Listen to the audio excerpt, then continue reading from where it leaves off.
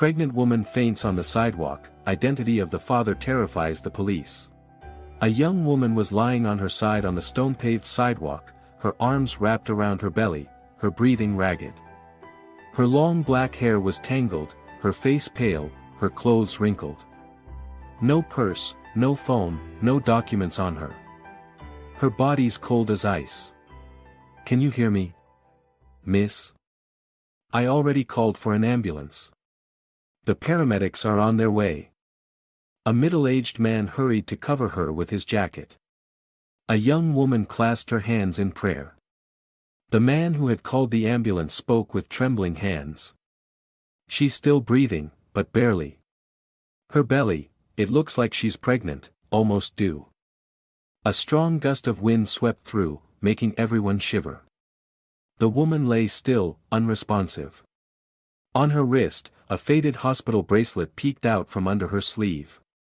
The printed name was still legible, Lucy Carter. Lucy. Lucy what? Carter. Does anyone know her? No. I've never seen her around here before. She looks like she's been beaten. Look at the bruises on her neck.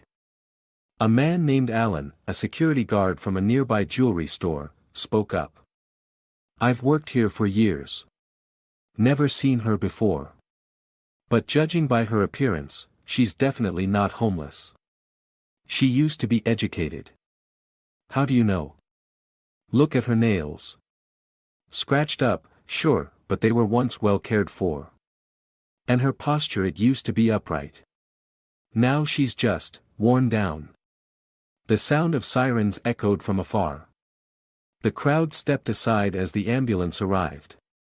Two paramedics in reflective jackets jumped out, checking her pulse, measuring blood pressure, starting in 4. Pulse is weak. Severe hypotension. Signs of malnutrition and dehydration. We need to move her now. Is she about to give birth? One paramedic asked. No. Around 32 or 33 weeks. But if this condition persists, it could affect the baby. An elderly woman stepped forward, holding a handbag. Excuse me. My name is Carla. I noticed her hospital bracelet. May I write down the information? I might know someone at that hospital. A paramedic nodded, letting her note the name. Carla quickly pulled out her phone and made a call. I need to speak with Dr. Daniel at St. Mary's Hospital. It's urgent. There's a young woman named Lucy Carter, seems like she was a patient there. She collapsed in the street. Pregnant. No ID. Meanwhile, the ambulance sped off toward St. Charles Hospital. 1 hour later, in the ER. Female patient, approximately 26 to 28 years old. 33 weeks pregnant. Status, hypotension, anemia, malnutrition, old bruises on the left shoulder, neck, and wrists. Dr. Joseph Clark, the attending physician, frowned as he read the report. He glanced at the woman lying still on the hospital bed, her face ashen, one arm instinctively cradling her belly. Any reaction to the medication? Glucose and sodium have been administered. Fetal heart rate is stable. But the patient hasn't regained consciousness. Any family contact? No contact info. No phone, no documents, nothing. Just the bracelet with the name, Lucy Carter. Call the police. This is a special case. Possibly a victim of abuse. At the Central District Police Station, Officer Paul Dawson leaned back in his chair after receiving the call from the hospital. Lucy Carter. No records in the missing persons database. No warrants either. But you say she was abused? Yes, a nurse's voice came through the line. She's clearly malnourished. Bruising on her neck both recent and old. Her wrists show signs of having been tied. She's not speaking much. Just keeps repeating one sentence in a daze. What sentence? Please don't let him find out I'm here. Paul went silent. Him. Did she say a name? No. Just that line. 3 times. All right. I'm heading to the hospital now. Paul entered the hospital room where Lucy was lying in bed. The head nurse and Dr. Joseph Clark were at her side. "You're the officer?" the doctor asked. "Yes. Paul Dawson. I got the call about Lucy Carter. We still don't know much. But," the doctor hesitated, "there's something." "What is it?" "She's waking up." Lucy slowly opened her eyes. They were dull brown, clouded with exhaustion, but filled with deep fear. When she saw Paul, she instinctively recoiled. "No. No. I didn't say anything. Please don't make me go back." Paul raised his hands gently. "Miss Carter, I'm a police officer. I'm not here to hurt you. I'm here to help." "No one can help me," Lucy whispered. Have they found me?" "No. No one's found you. But I need to know, who is he? Who are you running from?" Lucy said nothing, closing her eyes again. Tears slipped down her cheeks. "Please. Don't let him know I'm here." Paul sat down beside her, speaking slowly, gently. "I can't help you if you don't tell me what happened. You have the right to be protected. So does your baby." Lucy clutched the edge of her blanket, her lips trembling. But she said nothing more. That evening, Paul returned to the station, his mind heavy. He searched the National Police database for any record of Lucy Carter. Nothing. No missing person report, no criminal record, no birth certificate, not even an active social security number. "That's impossible," he muttered. "A woman this pregnant doesn't just vanish from the system." His younger colleague, Evan Roberts, walked in holding 2 cups of coffee. "You're looking into the girl from the square?" "Yeah. There's nothing on her. She's like a ghost. Maybe someone wiped her clean." Paul looked at Evan, his eyes darkening. "If that's true, she's running from someone very powerful." Dr. Joseph, her blood pressure dropped again. "Slow the 4 drip. Monitor fetal heart rate closely. Prep the crash cart, just in case." The nurse rushed out. Lucy drifted into a half-conscious state again, cold sweat beading on her forehead. Dr. Joseph turned to Paul, who stood in the corner of the hospital room. "She hasn't said anything else?" Paul shook his head. "Just that same line, 'Please don't let him know I'm here.' No name, no details. But her face. That's not ordinary fear. That's the look of someone who's been pushed to the edge. We ran an MRI. No intracranial injuries. But her body's severely depleted. The baby's fine for now. But if her mental state doesn't improve, there's no telling what could happen." Paul sighed, his voice low. "Doctor, have you seen signs of abuse before?" Joseph nodded. "No need for a second look. The bruises on her neck and shoulder are typical of someone being choked or restrained over a long time. Especially the wrist's faint scars, likely from being tied with plastic cable or rope." "She's never been a patient here before?" "No. We checked the entire system. She's never been treated at St. Charles." Paul glanced at Lucy, now breathing more steadily but still with her eyes closed. A growing urgency swelled inside him. If he did nothing, she could vanish again tomorrow. At a small bar near the hospital, Paul met up with his trusted colleague Detective Michael Adams. "What are you getting yourself into, Paul? This girl. Lucy Carter. Something's off. No ID, no records, but she has a hospital bracelet. She's been treated somewhere. And most importantly, she's been abused, no doubt about it." Michael took a sip of his drink, frowning. "You sure she's not suffering from a mental disorder? Maybe she's imagining it all." "No, Michael. I saw it in her eyes that fear was real. No delusion makes someone flinch like that just from hearing the word police. Michael hesitated. What do you plan to do? Investigate. I want to know why she disappeared from the system, why no one knows her. I'm starting with that hospital bracelet. It's faded, but I could still read the name of the hospital. Which hospital? St. Mary's Hospital. The next morning, Paul went straight to St. Mary's Hospital. After some persuading, he was allowed to speak with the head nurse Diana Miller, a sharp-eyed woman in her 50s with a gentle voice. Lucy Carter. She thought for a moment and shook her head. Nothing stands out in our records with that name. Please check the old files. She may have been an inpatient, or even just a walk-in. She's pregnant, currently around 33 weeks. Diana opened the system and typed a few commands. Ah, here it is. A patient named Lucy Carter. Came in for a prenatal checkup, almost 8 months ago. But there's only one visit. She never came back. Any address or phone number? No. Just an email. And the insurance number was deactivated over a year ago. Paul frowned. Was she employed anywhere? There's no occupation listed, Diana said, then paused. But there's something strange. She was seen in the VIP clinic. That section's reserved for patients with connections or substantial financial means.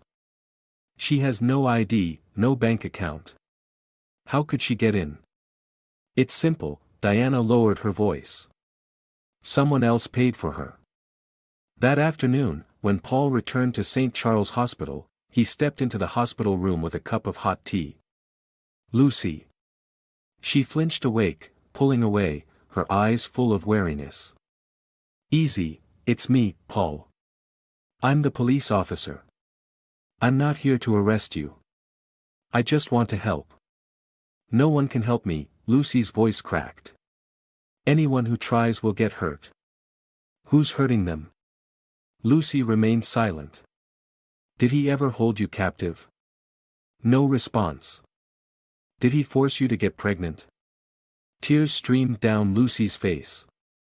She nodded faintly. Lucy. I need to know his name. I can't.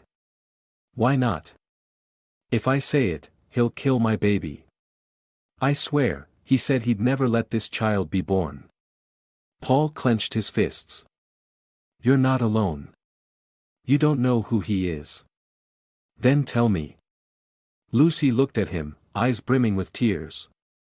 But she shook her head.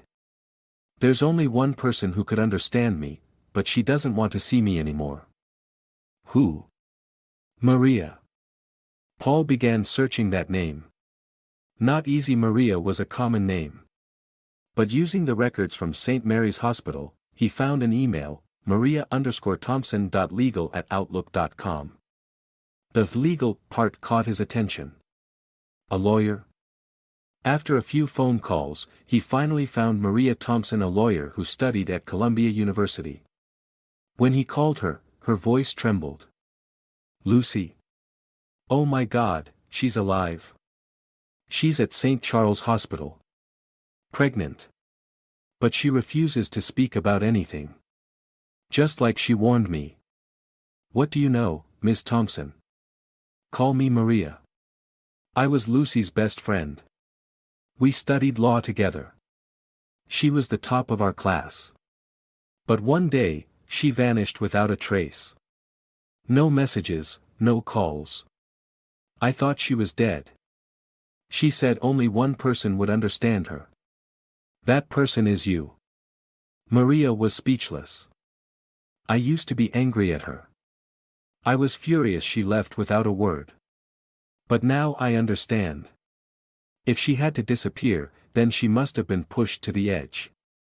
Did she ever mention someone, him? No name. But I remember once she trembled and said, if I ever disappear, don't look for me. Pretend you never knew me.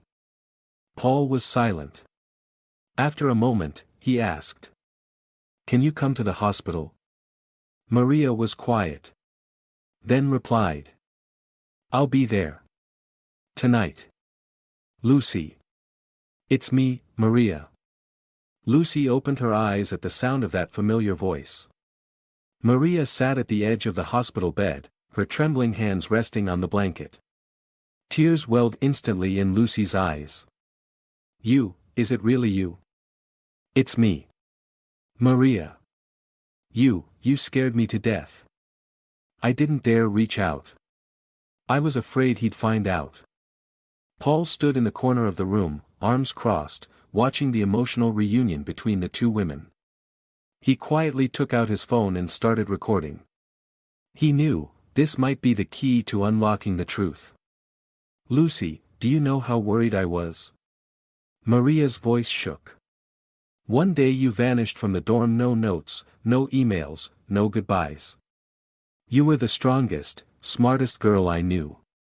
Who would have thought?" Lucy bit her lip, eyes reddening. "Do you remember, our senior year? I interned at Whitmore and Company." Maria froze. "Don't tell me. Lucy, you." Lucy nodded. "It was him. James Whitmore." Paul flinched, stepping closer. "What did you say? James Whitmore?" Lucy looked at Paul, confused and frightened. "You said you'd help me, but he's powerful, he controls everything. Please go on. I promise everything you tell me will be completely confidential. But I need the truth." Lucy panted. She gripped Maria's hand like it was her last source of courage. "I was selected for an internship at Whitmore and Company at the end of my junior year. I thought I was lucky. James, he noticed me on the first day. At first I thought he was just being friendly. Then he started calling me into his office alone, asking me to work after hours. He sent gifts. Then. He touched you?" Maria asked, squeezing her hand. Lucy nodded. "I refused. At first he stayed silent. But then, one night, he forced me to stay late. I was locked in the office." Paul clenched his jaw. "Did you report it?" "No. I knew no one would believe me. He has lawyers, the media. I was just a student. Who would believe me?" Maria bowed her head. "I'm so sorry. You didn't deserve this." Lucy continued, her voice breaking. "After that night, I quit the internship. I didn't go back to school. I just wanted to disappear. Then. I found out I was pregnant." Paul asked quickly, "And he knew?" "I kept it secret. I went to a small clinic. But 3 weeks later, he showed up at my apartment door. He knew everything." Maria whispered, "Damn it. He took me to a place. A mansion in the suburbs. No address, no phone. I was locked in. He told me to get an abortion. I refused." Paul narrowed his eyes. "Then what did he do?" "He started tightening the lockdown. No internet, no contact with anyone. There was a maid who guarded me. I was monitored every minute. Every time I mentioned the baby, he went insane." Maria trembled. "Oh God." "I pretended to agree. Said I'd get an abortion. When they let their guard down, I escaped through a side exit. Walked over 5 kilometers across fields. Then got on a bus back to the city. Since then, I've lived in hiding. Washing dishes, cooking. You've seen what I look like now." Paul asked urgently, "And he's still looking for you?" Lucy nodded. "He's got people everywhere. He can buy off doctors, hospital records." Paul turned to Maria, "Do you know anything about his family?" "James is a wolf in sheep's clothing. In the media, he's a philanthropist, the clean media mogul, a sponsor of women's rights campaigns. But anyone in the legal world knows crossing James is suicide. And you still think I should keep digging?" Maria looked at him. "If you don't, no one will." That night, Paul returned to the station. He sat alone in his office, yellow light casting shadows on his tense face. He opened his computer and typed Lucy Carter, plus, Columbia University. The search returned, outstanding law student, full scholarship, disappeared without explanation during senior year. No graduation record. No expulsion. Just, vanished. He pulled up Whitmore and Company's personnel files. No one named Lucy Carter listed as former employee or intern. Not even in the internship list from 3 years ago. Paul muttered. Erased. Clean. He's done this before. The next day, Paul requested to visit the administrative office at Autonomous University. A staff member, Mr. Ethan Grant, an older man, smiled as he read the name Lucy. Oh, I remember that girl. Very bright. Always top of the class. But then, she suddenly dropped out. We couldn't reach her. Did anyone ever come asking for her after she left? Paul asked. Yes. An older man, well-dressed. Said he was her uncle. Wanted her academic records. But we refused since he had no authorization. Do you remember his face? Hard to say, but he introduced himself as James. Paul took notes. The more he verified, the more he believed Lucy's story. Everything matched. Paul returned to St. Charles Hospital. Lucy was sitting up, Maria still at her side. Feeling better? He asked. Lucy nodded. Still in pain, but the doctor says I'll be fine. Do you remember anything specific about the mansion where you were held? Any distinctive features? Lucy closed her eyes, trying to recall. There was a small lake. Behind it was a pine forest. Every morning I heard church bells, distant but steady. The gate had a stone lion emblem. Paul turned to Maria.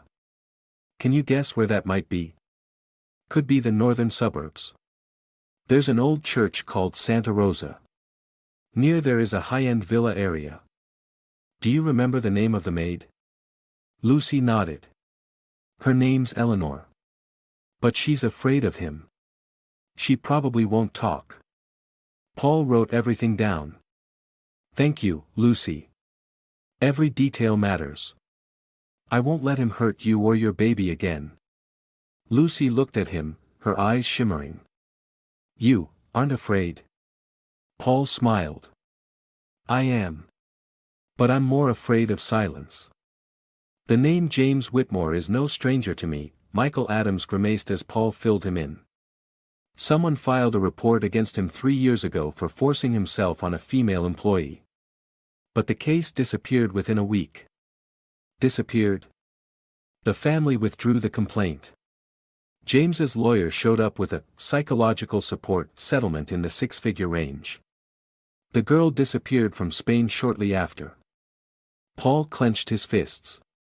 We're talking about a calculated predator with money, power, and connections. And if Lucy's telling the truth, she's not the first victim. And definitely not the last, Michael nodded. Is there a way to trace financial transactions between James and any clinics? Paul asked. It's going to be tough. James knows how to cover his tracks. But if we can find out the exact clinic Lucy went to. Paul pulled out the note he'd scribbled earlier. Reyes Clinic, partially owned by Whitmore and Company. Sounds familiar. They have 3 branches in New York. One in Brooklyn. That's where Lucy had her prenatal checkup 8 months ago. Michael nodded. We need the security footage. If Lucy was really there, maybe the data's still available. 2 hours later, they arrived at Reyes Clinic in Brooklyn. The head of security, Mr. Ernest Walker, a thin, nervous-looking man, greeted them. Sorry, officers. Without a warrant, you can't view the security footage. Paul gently placed his badge on the desk. We only need footage from a specific date, July 4th of last year, between 9 and 11 a.m. A woman named Lucy Carter came for a prenatal appointment. Lucy. I don't remember that name. Michael cut in, "Are you sure? This is a domestic abuse case. If you refuse to cooperate, it may be considered obstruction of justice." Sweat beaded on Ernest's forehead. "Hold on, let me check the system." 15 minutes later, Ernest returned, avoiding eye contact. "I'm sorry, the camera footage from that date has been deleted." "Deleted?" Paul growled. "Why? We only retain footage for 6 months.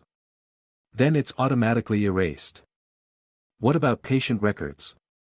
"Only the attending physician has access to those." Paul stared him down. "Who are you protecting?" Ernest trembled. I was just following orders. Someone from the executive office called down and said to delete records of a patient named Lucy. I didn't ask questions." Michael went silent. James intervened directly. Paul turned away, his eyes darkening. Back at the station, Paul called Maria in for a private meeting. "I need your help." "With what?" "You're a lawyer. I need you to file a legal request to access records, university files, St. Mary's Hospital records, and Reyes Clinic. Based on Lucy's testimony, we have grounds to suspect abuse and unlawful detention." Maria nodded. "I'll file tonight. And one more thing," Paul hesitated. "I need you to protect Lucy. Someone might try to silence her." Maria stiffened. "You really think he'd?" "She's a threat. If he knows she's alive and still pregnant, he won't hesitate." Maria bit her lip. "I'll stay at the hospital. Until this is all over." The next day, Paul received a text from an unknown number. "Her records are gone from the system. Stop, before it's too late." He didn't reply. Instead, he opened his laptop and searched for James Whitmore. A powerful businessman, chairman of Whitmore and Company, a media empire controlling 3 national TV networks, 6 major newspapers, and 10 news websites. Ties to politics, the military, and the church. A living monument. Untouchable. Paul closed his eyes. "But I will."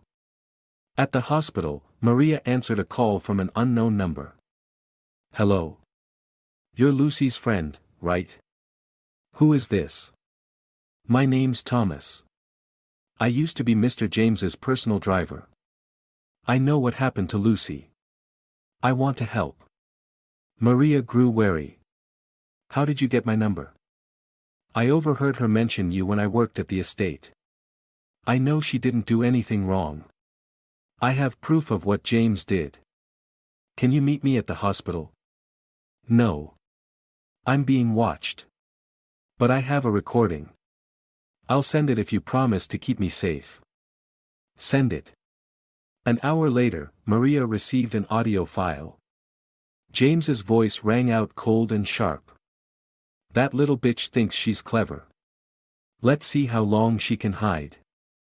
I said it clearly, there will not be a bastard child born to disgrace the de la Vega name." A woman's voice followed. "Sir, she's nearly full term. We can't force it anymore." James hissed. "I pay you to follow orders, not to whine. If she won't terminate it, I'll take her to the US myself. Over there, no one knows who she is."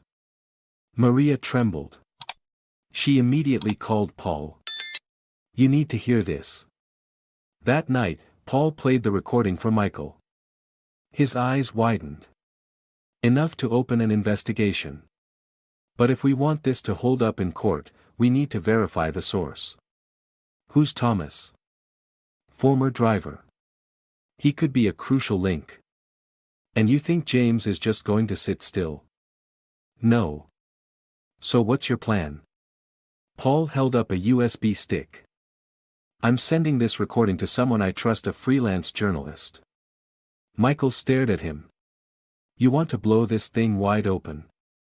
Lucy deserves to live. So does her baby." "Paul, are you out of your mind?" Michael stood, nearly shouting. "You're sending evidence to the press. Do you have any idea who we're up against? I know exactly who. That'll get you suspended if anyone finds out. Then suspend me. Paul smiled faintly. I didn't become a cop to bow my head. Michael slammed a file on the table. Damn it, Paul. You're walking straight into the lion's den. 3 days later. Paul's office door burst open. Lieutenant Dawson. Captain Charles Rivas's gruff voice filled the room. You are ordered to recuse yourself from the Lucy Carter case immediately. Paul raised an eyebrow. Says who? Higher-ups. Specifically? Not your concern. This is a direct order. The case is being transferred. To which unit? You're asking too many questions. Charles stepped closer and threw a large envelope on the desk. This is your suspension notice. Internal Affairs will review your recent activity. Paul picked up the paper, scanning it quickly. Reason? You accessed the system beyond your clearance. Used department resources for personal investigation. And there's evidence you leaked classified information. Michael stepped out from the next room. That's slander. Charles shot him a glare. Watch yourself, Adams. Don't get dragged down with him. Paul stared at Charles. Who paid you? Did James call you himself? Charles clenched his fists. Watch your mouth. This isn't a game anymore. That evening, Paul returned home. His laptop screen was locked, password changed. His phone had no signal. When he tried to access his work email, an error message popped up. He laughed bitterly in the dark. That was fast. His phone rang. Unknown number. Hello. I warned you. A deep, cold voice like steel. If you don't shut up, Lucy will disappear. This time for good. James? Paul asked directly. Stupid question. Listen to me. I'm not afraid of you. And I'm not alone. Wrong. The voice sneered. You are completely alone. The police won't protect you. The law isn't on your side. Don't play the morality card. And you? Do you sleep well at night? I sleep very well. You, on the other hand, better start writing your will. The call ended. At St. Charles Hospital, Maria sat beside Lucy, trying to keep her voice steady. He's been suspended. They took his computer, are reviewing all his communications. He's banned from entering the hospital starting today. Lucy's face turned pale. So, he knows. He definitely knows. Maria, if I disappear, please take care of the baby. Don't say that. I'm so scared. I don't want my child to end up in his hands. Maria held her tight. I promise. I'll do everything to protect both of you. Lucy buried her face in Maria's shoulder, sobbing like a child. At the same time, a man in a white lab coat entered the third-floor treatment area. His expression was serious, demeanor calm. Excuse me, I'm Dr. Andrew Collins, assigned to re-evaluate patient Lucy Carter. The front desk nurse glanced at the records. I don't see your name in her medical file. New orders from the chief medical officer. He wants to ensure there are no new complications. The nurse hesitated. I need to call for confirmation. Go ahead. Andrew smiled. I'll wait. She picked up the phone and made the call. Meanwhile, Andrew quietly scribbled something on a small piece of paper and tucked it into his pocket. She hung up. Sorry, doctor. We didn't receive any confirmation. Andrew nodded. Then I'll return with written authorization. He left, but his eyes were calculating. The next day, Maria went to the police station to find Michael. You're Paul's friend, right? Michael nodded. He's okay. but under tight scrutiny. We need your help. Someone tried to sneak into the ward. Posed as a doctor. Lucy's not safe there anymore. Michael frowned. What do you plan to do? Move her. But it has to be quiet. If not, we'll be found immediately. Michael pondered. I know someone in a mobile medical unit. Her name's Sophie Grant. She used to be a combat medic. She can help. Can we meet her? Tonight. But tell no one. That night. In an abandoned warehouse in the Bronx, Maria and Michael met Sophie Grant, a woman with short hair, sharp eyes, and an old paramedic jacket. You need to transfer a pregnant woman, she asked. Yes. She's stable. But her life is in danger. Fake papers, I can get those. Ambulance, I can prep. But afterward, you need a place to hide. Maria nodded. I have a small apartment in Santa Rosa. No one knows about it. Sophie nodded. 3 a.m. tomorrow. Deliver her at the back gate of St. Charles Hospital. No phones. In the darkness of the hospital room, Lucy stayed awake, her hand resting on her belly. Sweetheart. I'm sorry I brought you into this world in such a terrible way. The door opened quietly. Maria stepped in, carrying a small bag. Are you ready? Lucy nodded. They said 3 a.m. We only get one shot. I trust you. Maria gently squeezed her hand. We'll leave. Far from here. Somewhere he'll never reach you. 3 a.m. An old ambulance pulled up quietly to the side gate of St. Charles Hospital. Sophie sat behind the wheel, wearing a full medical uniform. Lucy was wheeled out on a stretcher, fully covered with a blanket, a medical mask on her face. Transfer documents, the night guard asked. Special case. Patient had a drug reaction, needs to be transferred to Santa Rosa Medical Center, Sophie said firmly. The guard nodded, suspecting nothing. The vehicle disappeared into the night. Sophie, is anyone following us? Maria asked from the back. No, Sophie replied, checking the rearview mirror. I took a detour from Main Street, changed lanes 3 times. If anyone was tailing us, I'd know. Lucy lay quietly in the back of the ambulance, eyes wide open, hands clasped around her belly. Where are we going? She asked. Santa Rosa. Just about an hour and a half. Maria has a small apartment up in the hills. No one knows about it, Sophie answered. What about Paul? Lucy asked softly. He's been suspended, Maria replied. They confiscated his computer, his phone. But he's okay. Lucy closed her eyes, tears rolling down. This is all my fault. No, Maria said quickly. It's his fault. The only one to blame is James Whitmore. At a large media office in New York, James entered a conference room with a cold expression. A young man with glasses, Fred Coleman, head of legal at Whitmore and Company, was already waiting. What is it?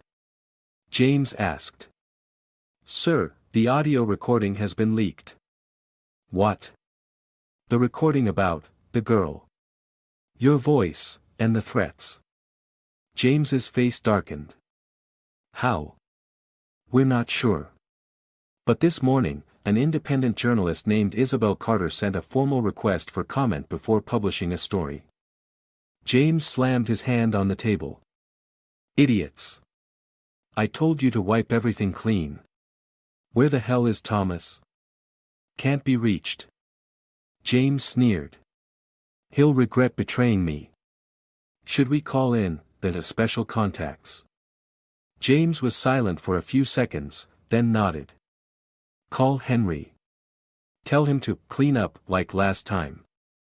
Paul sat in a quiet cafe, using a burner phone to call Isabel Carter. Did you receive the audio? Yes. I ran it through voice recognition software. 98.7% match with James Whitmore's public recordings. Have you been threatened? 3 times today, Isabel said with a dry laugh. Which only confirms I'm on the right track. When do you plan to go public? As soon as I can verify that the woman in the recording is Lucy Carter. I need photos, medical records, or a formal statement. She's safe, under protection. Then tell her to get ready. Once this goes live, a storm is coming. But if she doesn't speak up, it'll all get buried. Paul sighed. Have you heard from Thomas? Not yet. He disappeared yesterday. Paul clenched his fist. He's in danger. In the small apartment nestled in the Santa Rosa Hills, Lucy sat by the window, gazing at the distant pine trees. Maria placed a hot cup of tea on the table. Are you still scared? Lucy nodded. I feel like, no matter where I go, he'll find me. Not this time, Maria smiled gently. We have a plan. We have people helping. You're not alone anymore. Lucy sighed. I still can't believe I escaped. There were moments I thought I'd die in that mansion. You've never told me the full story, what happened inside. Lucy clenched her fists. At first he let me stay in my own room. There was a bed, books. But when I refused the abortion, he changed. The windows were sealed. Lights turned off every night. I was fed once a day. No one spoke to me except the maid, Eleanor. Eleanor? Did she help you? She was kind, in her own way. But she was scared. I once asked her to send a letter out. 3 days later, he beat me so bad I broke a rib. Maria gripped Lucy's hand. He's a monster. I dreamed of escaping. But the mansion had 3 gates. Cameras everywhere. I only got out because he was drunk, had guests over, and forgot to lock the back door. Maria's throat tightened. I'm sorry, for not finding you sooner. Lucy gave a sad smile. No one's to blame but him. Meanwhile, at an abandoned parking lot on the outskirts of New York, Thomas leaned against a shipping container, panting, shirt drenched in sweat. His phone buzzed. Thomas? Paul's voice came through. You're Paul Dawson? Yes. Are you okay? No. They're hunting me. I think they found out I sent the recording. Where are you? I can't say. I just wanted to tell you. James isn't just after Lucy. There are other girls.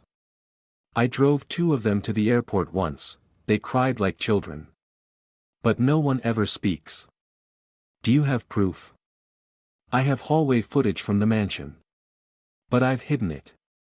Meet with me. I'll protect you. No.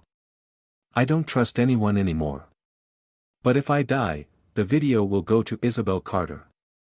Paul gripped the phone tightly. Thomas. Stay alive. Please. The call ended. That night, in the Santa Rosa apartment, Maria opened her laptop. There's news. Lucy sat up. What is it? Paul messaged there are more victims. Thomas, James's former driver, confirmed it. There might be video.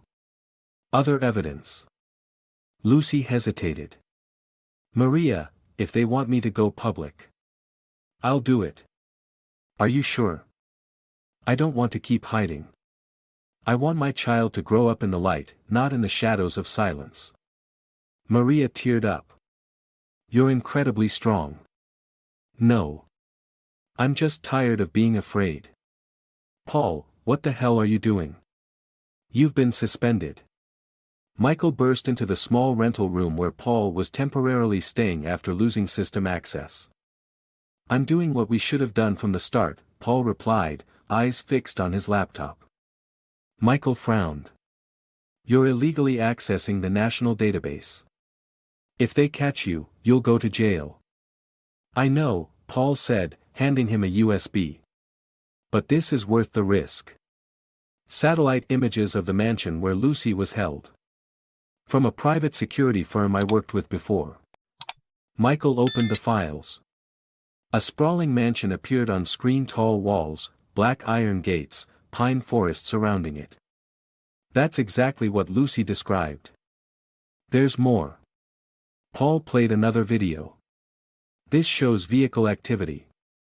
3 appearances by a private ambulance, same plates as a front for an illegal abortion clinic in southern New York. Michael clenched his fists. What are you doing with this? Giving it to Isabel Carter. She already verified the voice recording. The article goes live tomorrow morning. You think going public is the best way? No. But it's the only option left. At the Santa Rosa apartment, Maria received a message. Lucy, you need to be ready. Lucy turned, hand on her belly. What is it? The report will go live tomorrow morning. With your real name. With everything. You can still say no. Lucy stayed silent, then softly said. No. I've been silent long enough. Maria looked at her with pride. I'll be by your side. No matter what. 6 a.m. sharp, the homepage of the Free Voice blazed with a red headline. The imprisoned lover, scandal of media mogul James Whitmore. Below was a photo of Lucy, face covered, her pregnant belly visible, along with the audio recording of James's threats, satellite images of the mansion, and testimony from Thomas the driver. The media exploded.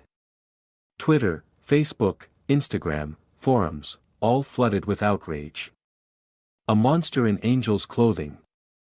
How many victims are there? The media won't stay silent anymore. At Whitmore and Company headquarters, James smashed his phone against the wall. Fred. Call the lawyers. Shut that website down. Fred looked pale. We can't stop it. The report has been mirrored everywhere. International outlets are picking it up. CNN, BBC, The Country, The Vanguard, they're all reposting it. James roared, take them to court. Sue for defamation. Tarnishing my name. It won't be easy, sir, Fred said quietly. The Judicial Oversight Committee just announced an official investigation. James froze. What? They'll summon you within 24 hours. Asset freeze is on the table. James gritted his teeth. They dare. Paul left the cafe, crossing the street to where Isabel Carter was waiting. Congratulations, she said, offering her hand. You did what the police wouldn't dare.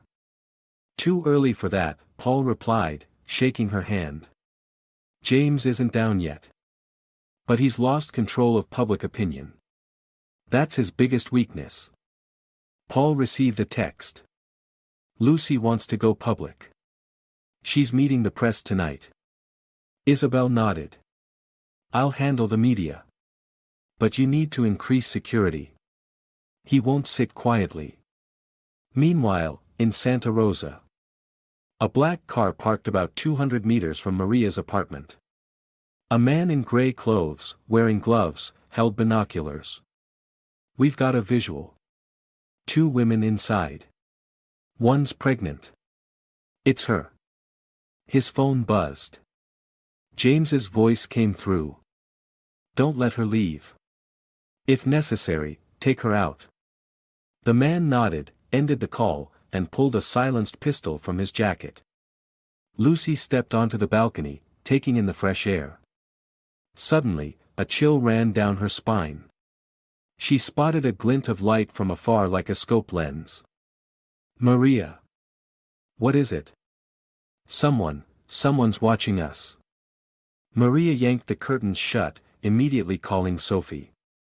We're being watched. We might be under attack. Sophie replied, stay silent. I'll be there in 20 minutes. Lucy trembled. I don't want to lose my baby. Not now. Maria clutched her hand tightly. No one's going to hurt you. Not while I'm here. 10 minutes later, the doorbell rang. "Don't open it," Maria yelled. But a voice called from outside. "Maria Thompson. Local police. We've been alerted to a potential threat to this residence. We're here to perform a safety check." Maria glanced at Lucy. "Do you have ID?" "I'll slide it under the door." A police badge slid under the door. Maria examined it carefully, then slowly opened the door. 2 men stepped inside. One was indeed a real officer. The other. Maria recognized instantly Andrew Collins, the man who had impersonated a doctor at St. Charles. She screamed, "Lucy! Run!" Andrew pulled out a knife. "No one's going anywhere." But at that exact moment the back door flew open. Paul burst in, gun raised. "Drop the knife. Now." Andrew turned. "You. On the ground. Drop it." The real officer stood frozen, caught off guard. Andrew lunged toward Lucy. "You're not supposed to be born. You're not allowed to be born." Paul pulled the trigger. A loud bang echoed through the room. Andrew collapsed to the floor, blood spreading quickly. Lucy fell back, clutching her belly, eyes wide in shock. Paul rushed to her. "Are you okay?" Lucy gasped for breath. My water just broke." Her breathing quickened, and a sharp, overwhelming pain seized her abdomen. A loud cry escaped her lips as her body writhed. Maria and Paul rushed to her side. "Lucy! Are you okay?" Maria shouted, hands trembling. Lucy bit down on her lip, trying to stay calm. "No, the baby. I can't, don't let." Paul knelt down beside her, seeing the sweat on her face, her belly taut, and her terrified eyes. "We have to get to a hospital now," he said urgently. Maria gripped Lucy's hand, trying to steady her voice. "Just hold on a little longer. We're getting you to safety." "We can't wait." Lucy cried, tears rolling down her cheeks. I can't, my baby." Paul turned to Maria, his eyes burning with urgency. "We're out of time. She needs emergency care." Maria nodded and stood quickly. "Sophie's on her way, but we can't wait for her." The 3 of them rushed out of the apartment, the quiet neighborhood swallowed in darkness as night fell, but the dread chasing them never did. A few hours earlier, at the Whitmore and Company headquarters, James sat in his private office, tension brewing in his veins. The news headlines across every screen in his office ignited a wave of panic in his chest. The exposé on Lucy had detonated like a bomb. Social media was filled with cries for justice, and even major newspapers had taken a stance. "Fred!" James shouted, his eyes blazing with fury. "Call the lawyers. We have to shut this down now." Fred hurried in, face pale. "Sir, there's an emergency meeting with major partners. They're demanding an explanation." James slammed his hand on the desk, sweat breaking across his forehead. "I don't care about partners. I want this over. Call Henry. Tell him to finish it." "Of course, sir," Fred said with a nod. At Santa Rosa Hospital, a team of doctors and nurses prepared equipment to receive Lucy. Inside the ER, lead physician Dr. Joseph Clark stood with his team, ready for a crisis. "This is a tough one. She's not only hemorrhaging, she's in shock. We need to move fast." "We're ready, doctor." As Lucy was wheeled into the ER, Joseph immediately gave the order. "Start the transfusion now. Not a drop more." Lucy weakly opened her eyes, taking in the machines, the doctors. She could barely comprehend where she was, but fear for her baby still gripped her. "My baby, don't let my baby get hurt," she whispered. Joseph looked at her with compassion. "We'll do everything we can for both of you. Just hold on." In a dark office, Henry received a call from James. He was fuming, but kept his voice level. "Henry, if you have to, use any means necessary. No one can know Lucy is alive. Especially the police. Don't worry. Everything is under control. I'll take care of it. This time, no mistakes." James hung up. Henry pocketed the phone, his face grim. He returned to his desk, pulling out a thick envelope inside, a full report on Lucy's current status. Paul and Maria sped toward the hospital, Lucy in the back, still crying in pain. "I'm scared. I can't live without my baby." "We won't let anything happen," Maria whispered, trying to keep Lucy calm. "Promise me, if something goes wrong, take care of my baby." Paul looked into Lucy's eyes, filled with determination. "You won't die, Lucy. I promise. You and your baby will make it." When they arrived at the hospital, Dr. Joseph quickly took over and rushed Lucy into surgery. Back at the precinct, Paul and Michael received new orders. Since the scandal broke, everything had turned to chaos. But despite pressure from superiors, Paul refused to quit. "We need to investigate immediately, Michael. James can't get away this time." Michael nodded, though concern shadowed his face. "You really think we can go up against the De La Vega family?" "We have to. It's the only way this ends," Paul said firmly. At a sprawling estate near New York, Henry ordered the security team to change protocols. He didn't want any more slip-ups. "Track all vehicles. No one gets near James." One guard nodded slightly, but inside, he knew everything was crumbling. James's alliances were cracking, and the leaks were beyond repair. Lucy awoke in the hospital room. The first thing she noticed was the silence. She heard the ventilator, and saw Maria sitting beside her, holding her hand. Am I okay?" Lucy asked, her voice weak. Maria smiled, tears streaming down her cheeks. "You made it. So did your baby. The doctor said everything went well." Lucy's lips trembled as she squeezed Maria's hand. "My baby is alive." "Yes. You're both safe." Lucy exhaled deeply. She looked around, feeling like she had finally escaped the nightmare. Paul and Michael stood outside the room, listening to the quiet rhythm of the heart monitor.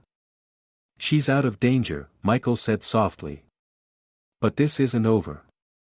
"She still needs to testify," Paul replied. "James won't escape this time." "What do you think he'll do?" "What he's always done," Paul answered coldly. "Fight like a cornered animal."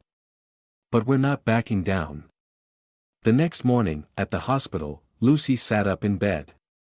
She still looked exhausted, but in her eyes was a quiet resolve. Maria sat next to her, holding her hand, feeling the tension in every muscle. "I want to see Paul," Lucy whispered, her voice soft but resolute. "I can't live in fear anymore." Maria nodded, squeezing her hand. "He'll be here. You don't have to be afraid anymore. You're safe now." Right then, Paul stepped into the room. Seeing Lucy awake, he breathed a sigh of relief. But what struck him more than anything was the fire in her eyes. "Lucy, how are you feeling?" "I'm okay," Lucy said, smiling faintly despite her fatigue. "I need to speak out. I can't keep running. My baby and we deserve a normal life." Paul sat down beside her, concern and admiration in his eyes. "Are you sure? James won't let this go. He has eyes everywhere." Lucy looked him dead in the eye, unwavering. "I don't care anymore. I want justice. I won't let him keep destroying lives." Paul nodded, feeling her strength. "Then we'll do whatever it takes to put him behind bars." That afternoon, at the Whitmore and Company headquarters, James sat in his office, gripping a newspaper. The headline still echoed in his head. "The Imprisoned Lover, Scandal of Media Mogul James Whitmore." Fred entered, worry etched across his face. "Sir, things are getting worse. Public outrage is growing. Reporters are flooding in. Isabel Carter just published a new exposé on other victims." James slammed the desk, furious. "What? Who's behind this? Tell me." Fred paused, then said quietly, "Our major partners are panicking. They're afraid this scandal will ruin the whole empire." James stood and walked to the window, staring out with a tense expression. "Everything will be fine. We'll crush this." He sneered. "I won't let some girl like Lucy ruin everything." Meanwhile, in Isabel Carter's office, she sat before her computer screen, reviewing the evidence and photos she had collected. Her heart pounded when she saw the name James Whitmore. She had worked tirelessly, and finally, the most damning proof had come to light. The door swung open. "Isabel, you did great," Paul said as he entered, his gaze steady. "I've brought everything else you need." Isabel looked up at him and smiled. "Thank you. But we have to act now. We have to bring him into the light." "Have you contacted Thomas?" Paul asked. "I've tried, but he hasn't responded. I think he's gone into hiding. But if he's out there, I'll find a way to reach him. I can contact others if needed." Paul nodded. "Stick to your plan." Isabel nodded back, her eyes filled with determination. In James's sprawling mansion, Henry waited in the grand living room. Sleepless nights had left him on edge. He had just received new instructions from James. "What are your orders?" Henry asked. "Take care of everything," James said quietly, his eyes sharp as blades. "We need to find a way to stop any more information about me from spreading." Henry looked at James, a flicker of coldness in his eyes. "So what's the move?" "Erase everything. Especially Lucy. If necessary, end it before it gets out of control." Back at the hospital, Maria stood outside Lucy's room, gazing out at the quiet surroundings. Lucy was still weak but stable. Her eyes still held traces of fear, but for the first time, there was also a glimmer of light of hope. "Maria, are you sure I should testify?" Lucy asked, her voice barely a whisper. "Absolutely. You're not doing this alone. We've got people protecting us," Maria said with a gentle smile, her hand firmly wrapped around Lucy's. Lucy felt the strength in Maria's grip. She rested her head on her friend's shoulder and felt a rare sense of peace. After confirming details with Isabel, Paul made a bold decision. He would present all the evidence in a public press conference where Lucy would step forward and tell her story to the world. "We're not letting him walk away. It ends today," Paul declared.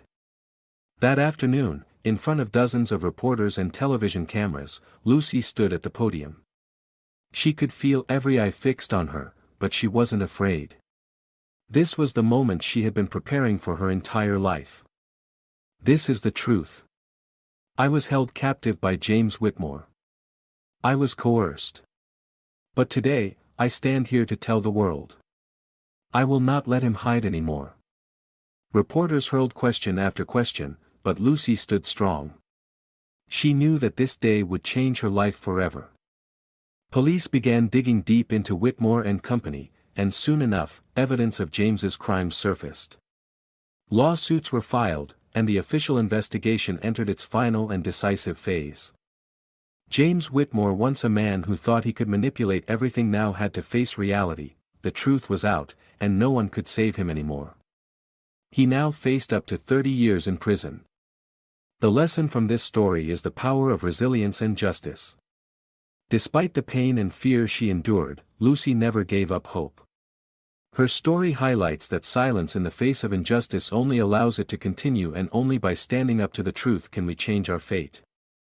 Moreover, it shows the importance of supporting one another during dark times, because a united community can defeat even the most ruthless forces.